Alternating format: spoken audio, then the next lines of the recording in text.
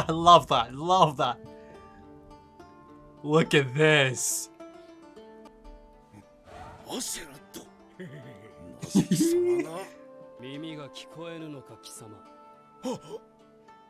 Yeah. It's a different Canute. Whoa.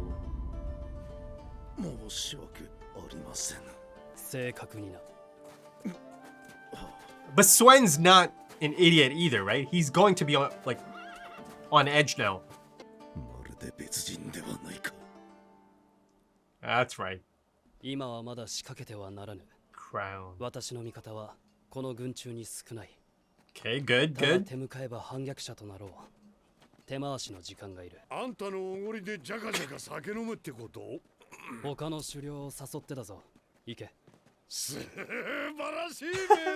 That voice acting. Okay, up next. Ask a lot.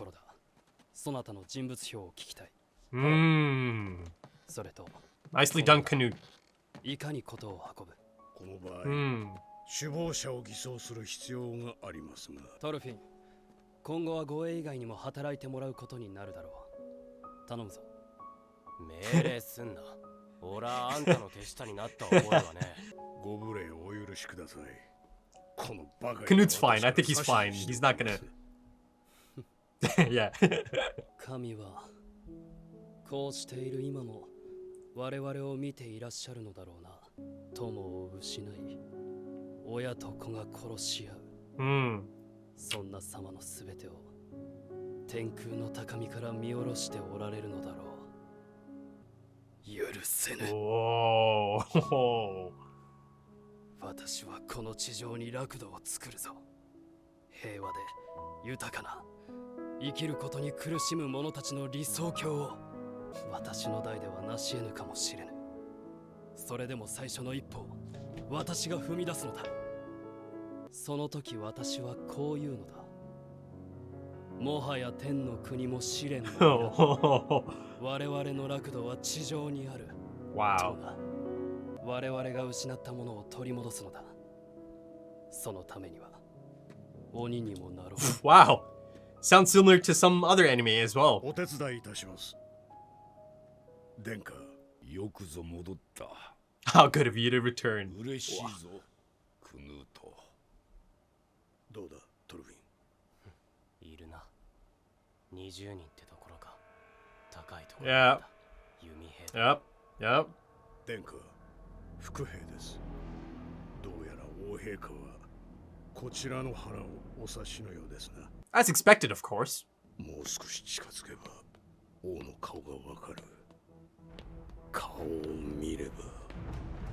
止まれ。Whoa. そこでよ。 He doesn't look good, does he? He doesn't look good. 疲れた目だ。これがデンジンの王か。Wow.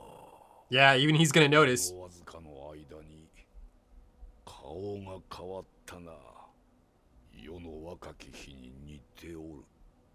されば我が心。Yeah, he does. He does. He's not a fool, right? He is a king after all. 困った子だ。子は親のなしを見て育つのです。よもやお責めになりますまいな。良きことをなした。良きことをなせると思っておった。これをかぶるまではな。意志があるのだ。この王冠には神々がごとき力が身に宿る。だがクヌートよ、力を使うのは王ではない。王冠の意志が使うのだ。王冠が陛下に命じた。Oh boy, oh boy, here it comes. 私を殺せと。王冠が王に命じるのはただ二つ。力を使うことと力を増やすことだ。王冠はそなたを欲してはおらぬ。Oh boy.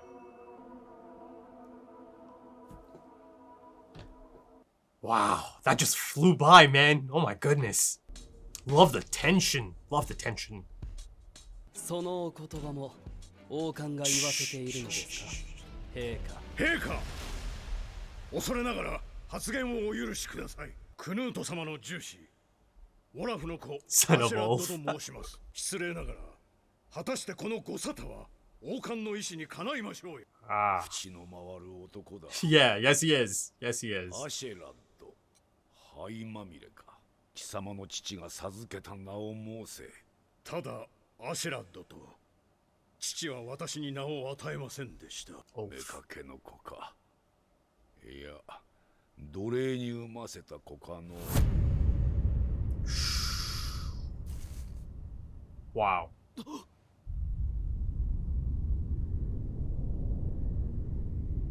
なんだアシュラットがここまで怒るなんて。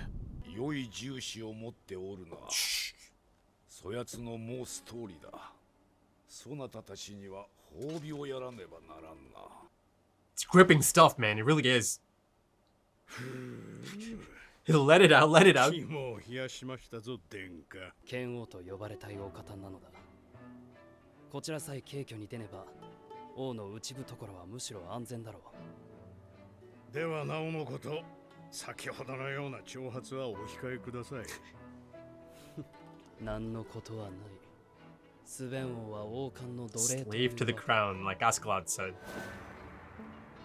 王冠の力、私が使いこなしてみせようぞ。アシェラットか。少々警 Yeah. 戒せねばならんな。 He's not an idiot. 全部クヌート殿下のおごりだぜ。殿下万歳。 Look at this handsome fellow over here. Show me the priest. おい。 Oh my god, is that him? ガムガムガム飲みやがって。誰だおめえは。 Did he shave? 坊主なんざ招いた覚えねえぞ。私はビリバルドです。 Oh my god, it is him. Yeah. あのヒゲの赤や。いくつだよ。 23です。嘘だ。 Whoa. 我々が脅しに屈さぬと見るや、次の手に転ずるあたり、戦上手とも申せましょう。さすがは一国の王といったところでしょうか。手強いですぜ。無事のご帰還、お喜び申し上げま Ah, who's this? 軍なるどれほどに心配したこと Gunnar? ご入場にお出迎えもせず申し訳ございません。何分たった今異国より帰ってまいったものですから。ラグナルの弟グンナルだ。 Oh. 見知りおけ。 Oh boy. オラフの子アシェラッドと申します。ラグナルは死んだ。私のためにすまぬことをしたな。先ほどスベン王には喧嘩を売ってきた。そなたも力を貸せ。兄じゃが。そなたの仕事は王の監視と報告だ。むしろこの場は密談に良い。殿下、お代わりになられた。 Oh yeah. 変わるさ。すべてを変えてゆかねばならぬ。あの軍なるってのはいかんな。口ほど殿下への中心があると。 Yeah, he's a bit-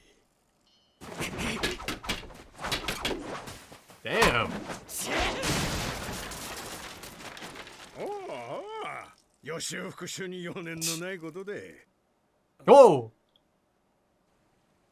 Oh. そうか。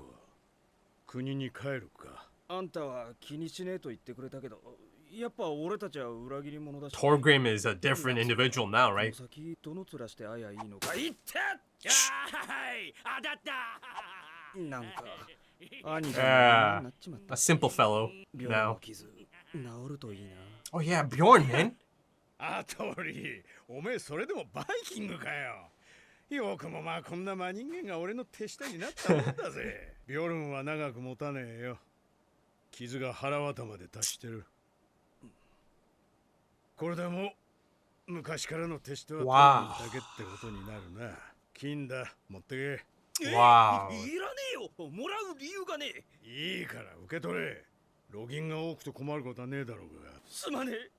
じゃあありがたく。あれ The animation. なんだよ、くれんのかくれねえのかどっちだよ。あれ条件がある。え二度と剣を握るな。 Huh. おめえには似合わねえ。じゃあ羊を飼い嫁をもらってガキをこさえてベッドで死ね。 He's certainly not suited for it. Yeah. わかった。 Wow.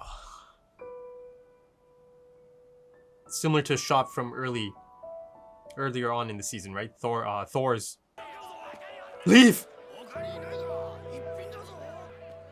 So he's close by, isn't he?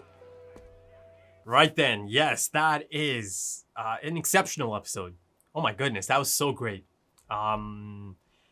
Yeah, this is just, I thought it was just some fantastic directing on display. I love the political intrigue aspect of it all. The political gambles and the lines of succession and the treachery. I thought it was some fantastic tension. It was riveting, really. It really was. The entire episode. I just ate that up. It actually really reminded me of the early days of Game of Thrones, seasons 1 to 4, and I'm speaking of one of the most exciting parts of Game of Thrones. Again, that political aspect of King's Landing. And like I mentioned before, I'm not a history buff. I just know as much as an average person tends to know or should know, really, in terms of history. But yeah, this show, this anime, this story, and again, this episode specifically as well, really made me excited about that aspect of it all. It really makes me kind of want to go out there and look for other stories, be it film, anime, live action, books that kind of focus on that type of story, right? Be it fictional, non-fictional even, right? Maybe just reading up more on history, I guess. That could be a good thing that could come out of this as well. Really getting into history. Though I'm not going to do it for Prince Canute or Canute the Great. That's one aspect I'm not going to touch for clear reasons, given the fact that, I am following Prince Canute in this storyline. So yeah, I'm sure for many who knew about King Canute and I guess Prince Canute as of this point and the actual, history behind it all, I'm sure for them, this is quite exciting, right? Like I said, I knew who Prince Canute is, Canute the Great. But beyond that, I didn't really know many of the specifics of his journey, right? But, right now, they mentioned York. That seems to be the next step in all of this. But of course, it's not going to be smooth. Of course not. King Swen, you see that he, as Askeladd mentioned and surmised, he is a formidable foe, right? As he should be. He is the king, right? And you see he's been there a long time, be it through his disposition, be it through his physical appearance. That crown, you see, I love, again, the visual storytelling on display is second to none. It's top notch. There's some fantastic use of visuals in this one for sure. One of the standout moments of the entire series was King Swen. In fact, that's probably going to be my thumbnail. It's such a impactful image. It's him sitting on the throne, right? And it's the usual pose, right? That all of us have seen now, be it gaming and film, anything. That depiction of a king. But that's not the point I'm trying to make here. You notice once again that his face, his eyes are in the shadow, yet the crown it's glowing, right? The crown is certainly not in the shadow. And of course, it plays into the whole notion that King Swen himself was kind of, putting out there as well about the crown being an entity on its own, essentially, of its own, right?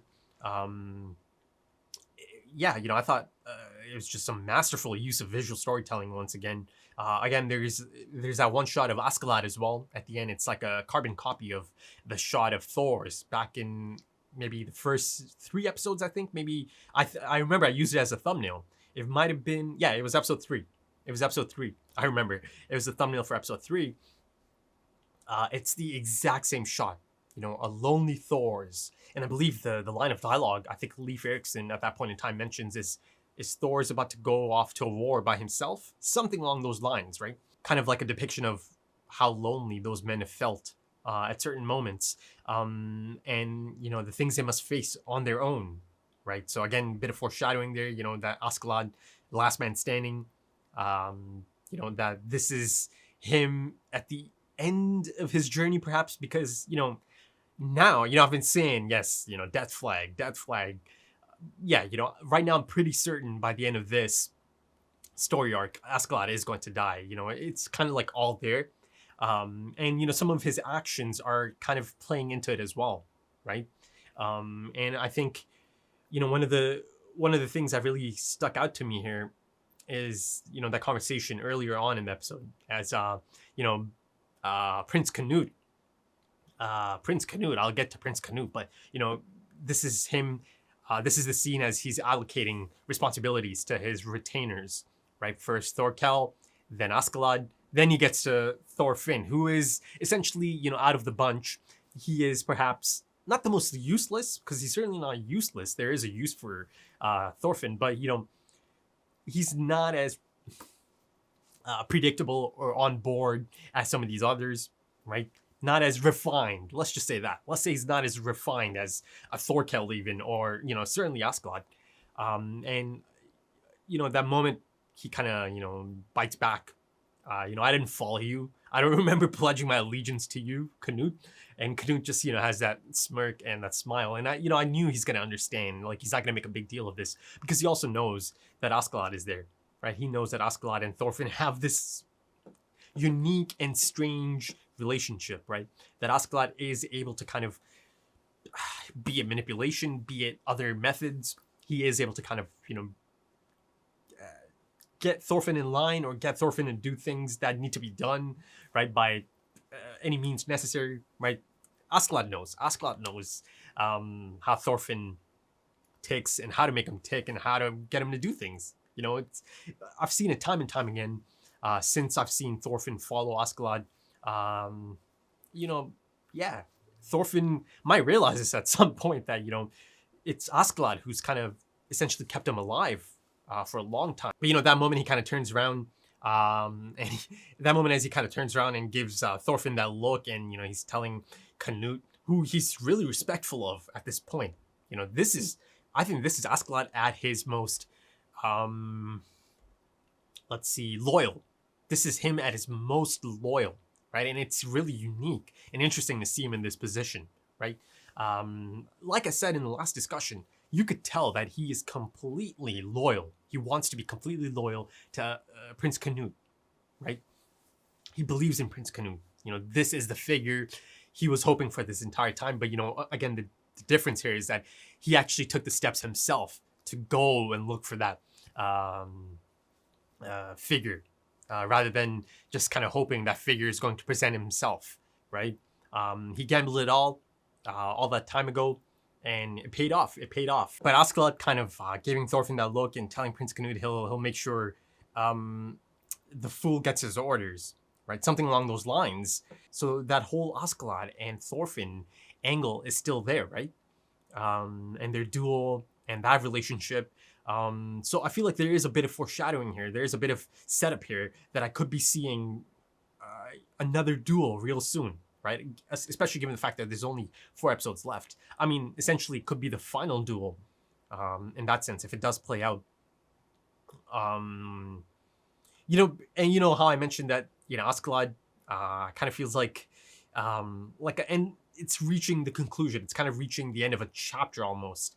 Some of his actions they are kind of starting to feel like that.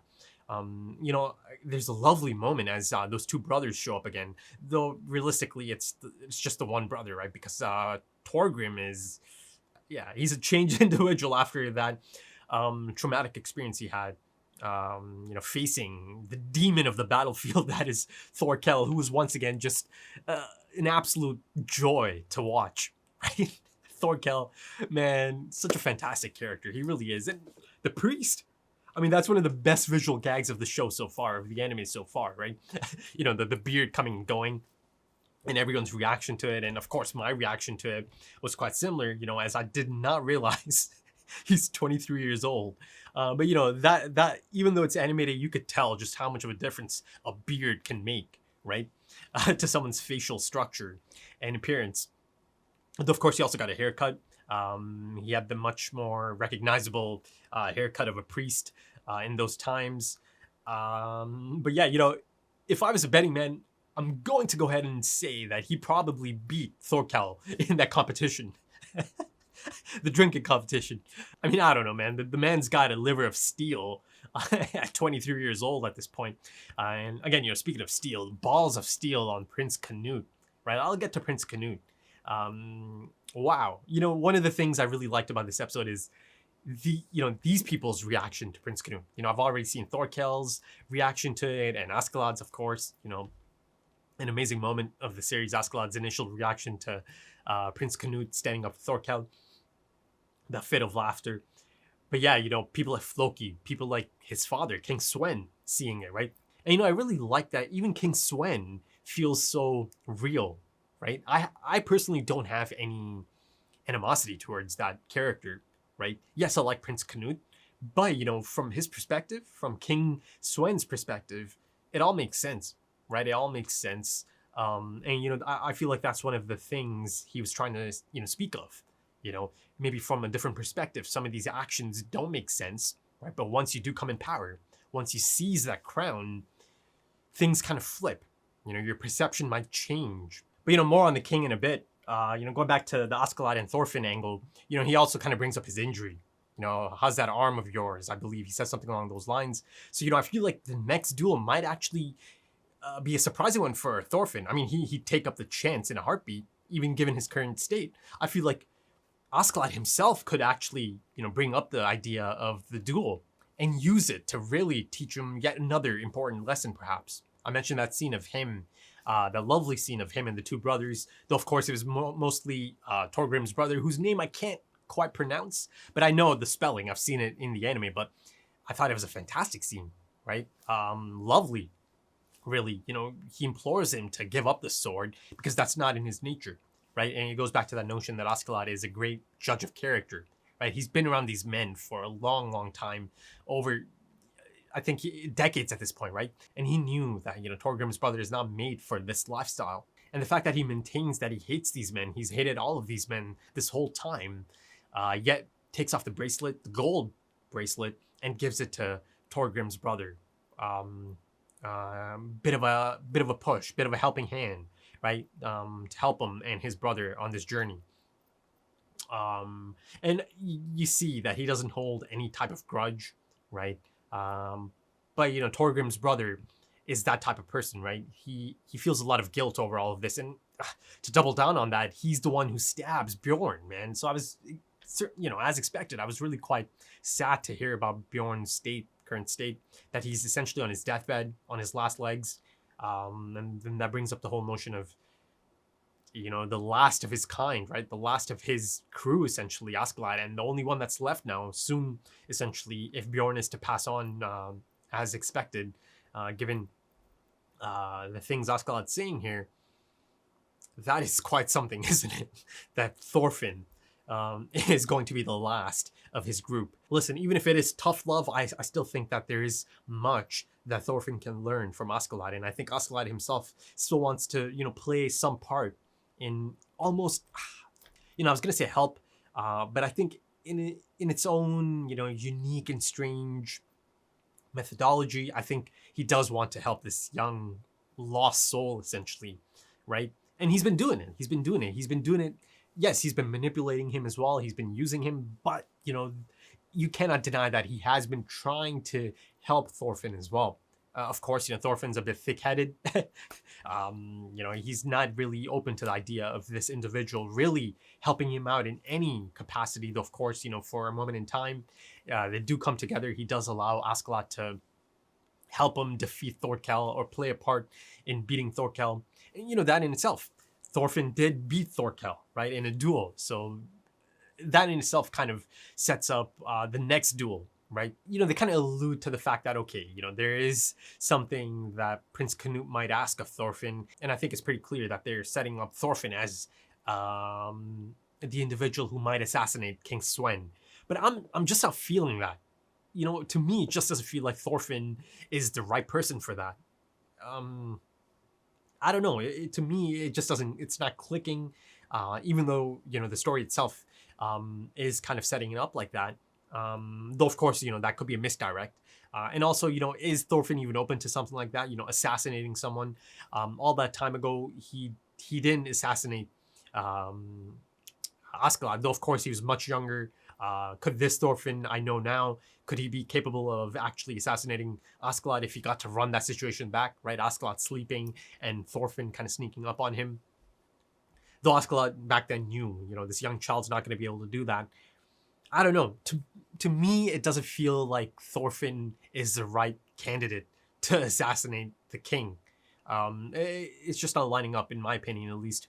And of course, like I just mentioned, Askeladd brought up Thorfinn's injury as well. There could be another reason for that, right? Maybe Askeladd wants to see if Thorfinn is fit to carry out something like that, potentially.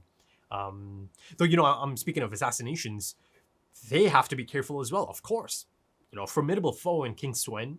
Askeladd completely expects him to play his part. He's already surmised that he's moved on to the next tactic, and they're going to York, so it's not going to be a smooth journey. I'm sure they'll have to be on guard, and once they get to York, they'll have to be ready for King Swen's next move, right? I love this chess match that's at play now. Love the whole strategy aspect of it, like I mentioned earlier in the discussion. But before I forget, Leif Erikson is in York, and they're heading to York, right? But this is a month later, so they might be in York at this point in time, right? So there you go. There is a great setup there for a potential reunion. Thorfinn and Leif Erikson. Wow. So that in itself promises to be interesting, to say the least. Leif Erikson kind of, telling Thorfinn potentially about the years he spent looking for him, the promise he made to Helga and Ylva. Also, perhaps Thorfinn can learn a bit more about his family, right? Ylva and Helga. Unless, of course, Leif hasn't been back. Surely he might have been back a couple of times since then, right? To check in. But yeah, that's exciting. It's exciting because it's Thorfinn getting to face his past, potentially. And I'm really excited to see how Thorfinn's going to react to Leif Erikson, right? Is he going to be really cold towards Leif Erikson? Is he going to treat him with some sort of respect? His initial reaction is the thing I'm really excited about. Potentially, coming across Leif and his first reaction to realizing, oh, Leif Erikson. And then, of course, Leif finding out about the journey Thorfinn's been on for this past decade, right? This journey of vengeance for his late father. Yeah, that scene promises to be an exciting one. Quite an insightful one, for sure. But like I mentioned, I don't think Leif Erikson's going to be able to bring Thorfinn back home or anything. No, he's dead set on this path. But, go back to Prince Canute, and, the king kind of seeing for himself, okay, you've changed. And again, that goes into the visual storytelling of this anime as well, right? I love how they draw Prince Canute since his metamorphosis, essentially, right?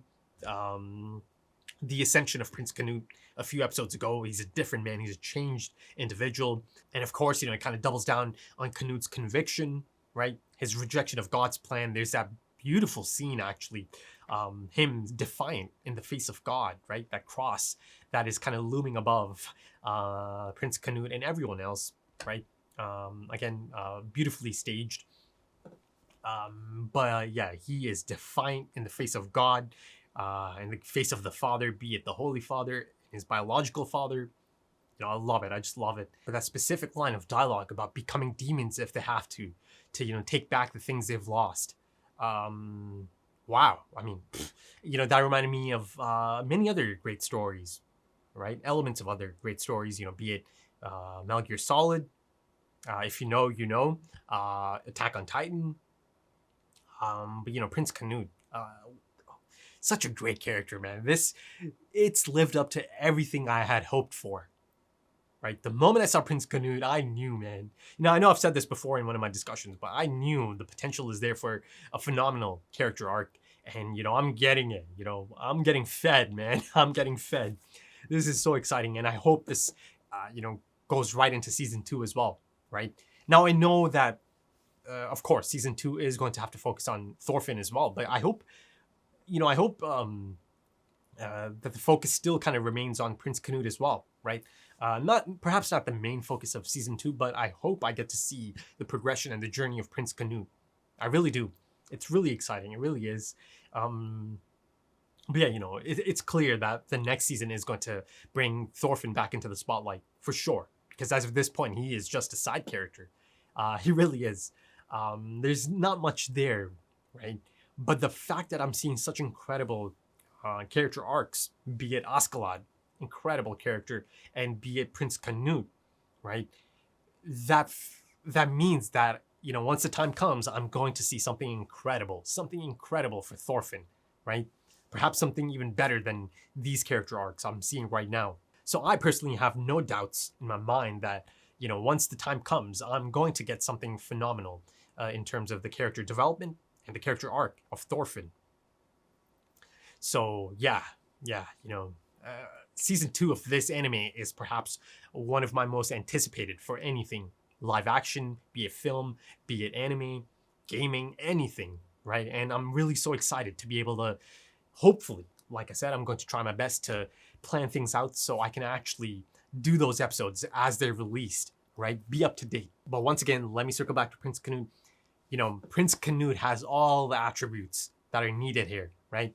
He is intelligent enough to know the things he knows and the things he doesn't know, right? He's wise enough to know how to utilize the men that are around him, how to surround himself with all the right men, right? He understands Thorkel's use in all of this. He understands Askeladd's use in all of this. I mean, Askeladd is essentially his right-hand man at this point because he knew all that time ago, okay, this individual is someone I can really utilize, right? Someone I need, actually, right? In fact, Askeladd actually had to, take initiative and step in, right? And I'm sure Canute probably appreciated that, once they kind of step out of there. And I'm speaking of him stepping in as Canute is kind of provoking his own father, right? The second time he did it, Askeladd's like, oh, okay, let me step in, right? I think Prince Canute himself realizes that, okay, he's not there yet. And for that reason, he has men like Askeladd around him, right? He understands, and I believe I made this point in the last discussion, right? As Askeladd kind of puts it to the test, one final test, essentially. And also, not just a test, just he wanted to be upfront, he wants to be completely loyal, and he doesn't want any secrets, and he was upfront about killing Lord Ragnar. But even then, even if it stung, he knew that this man is someone he needs, right? And he puts him to use. So Prince Canute, he knows how to use the men around him, people that have experience. And, Askeladd had the experience to kind of step in and essentially stop King Sven from killing them then and there. King Sven might have killed him, if Askeladd doesn't step in there. It makes it really clear that as of this point, there's no reason to really kill them, right? Or kill Prince Canute. So, of course, there is that moment that King Sven landed himself on Askeladd's list, essentially. Right? That type of reaction is unique. That is rare, as Thorfinn noted as well. Thorfinn himself was quite shocked at this reaction. You don't speak like that about Askeladd's mom. Though, of course, from King Sven's perspective, he's a king. He doesn't care about offending people. That thought doesn't even occur to him.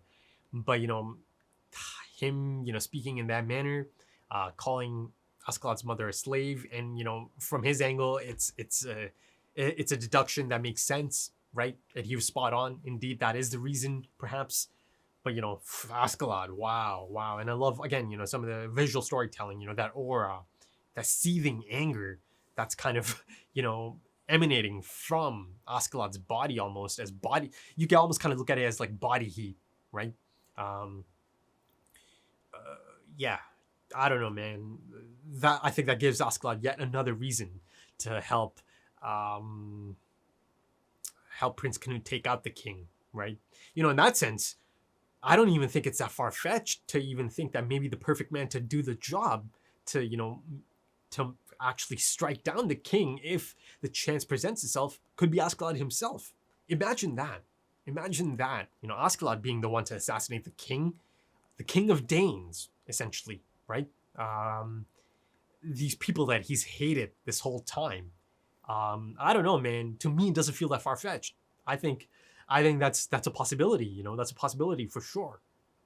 Especially given this, new angle that's there as well now. So yeah, I think it's more likely that someone like Askeladd could kill the king rather than Thorfinn, right? To me, Thorfinn doesn't feel like the right option for this, the right candidate for this. It just feels really out of place almost. Even if Thorfinn is being set up as, that assassin figure, that he is able to kind of go in and get the job done. I don't know, man. I don't know. I think Askeladd's the much better choice here. Once the time comes, especially given the fact that, I am noticing, and I have noticed the death flags for Askeladd as well. So I don't know, man. I think that might be my new train of thought here, that Askeladd himself could be the right person for the job. Wow. Yeah, that could be incredible, actually. And if it goes down that path, imagine, Askeladd actually playing an integral part in instilling Prince Canute, right? Making sure that Prince Canute is on that throne. I mean, it checks out, man. It's all checking out. To be honest. And, speaking of the whole king and Askeladd angle, you see that Sven also realizes, okay, this is the individual I need to be afraid of or be concerned about. He's not even that concerned about Prince Canute. Yes, he sees him, or he sees his younger self in his own son's eyes and his demeanor at this point. And that's a reason to be concerned for sure, because he knows, he himself at that age kind of overtook his own father and kind of drove him out of the country. So he's seeing the same fire and spirit in Prince Canute now, right? A changed individual. He noticed the change in his face. But yeah, King Sven, again, as Askeladd kind of surmised, intelligent, right? There's a reason he's a king, right? All of that. So King Sven sees it too. There's a mutual understanding here. But the king's disposition, right? His ideology, his stance on things, and this whole notion of being subservient to the crown, and the crown actually being this entity of its own. I kind of touched up on this. Prince Canute believes that his father is a slave to the crown. I mean, perhaps he's not too far off in that assessment. And he believes that once he comes into power, once he comes into position, he's going to use it skillfully. He's going to show them all, and he's going to show his father, I guess. Though, of course, he can't really show his father because his father has to be killed, essentially, so Prince Canute can come into power. But he's going to show the people how to use it skillfully. But, King Sven and his kind of stance on all of this, that, once you have power, you want to make sure that you maintain that power and grow that power, right? Use that power to make sure you gain more, and then you maintain that, and that you don't lose it. And of course, to do that, you have to make a lot of decisions that are a lot of times in the favor of the state, right? Every single decision becomes one that has so many connotations. So yeah, I really quite enjoyed that aspect of this. The philosophy of the crown, essentially. King Sven's philosophy on the crown, and his stance on it all, right? And then you have the next generation, Prince Canute, who feels like he could do it differently. He firmly believes he can do it differently. And you have Askeladd here, who's going to play his part in making sure that Prince Canute is on that throne, right? Even if it's the last thing he does, right? He said as much, didn't he? Right? Even if it costs him his life, he'll serve him. I believe he said that in the last episode, right? As he does kind of reveal that I was the one to kill Ragnar. So yeah, highly enjoyable episode, a phenomenal episode, I think. I'm just loving this, man. I'm really loving this, and just the 4 episodes left. So I'm guessing these next 4 episodes are about to be at the same level or even beyond, right? There's some incredible stuff that's about to play out here, and I'm here for that. I'm really, really quite excited. So yeah, if you enjoyed that, consider dropping a like, consider dropping some comments, give me your thoughts. If you're interested in full length or perhaps even early access or full opacity, consider checking out the Patreon page. Also, you can simply just support the channel by following me here on YouTube, dropping a like I mentioned, drop a comment, follow my Twitter page. You can support the channel just by doing that. Thank you for joining me for yet another brilliant episode of this amazing anime. And I hope to see you again soon for the next one.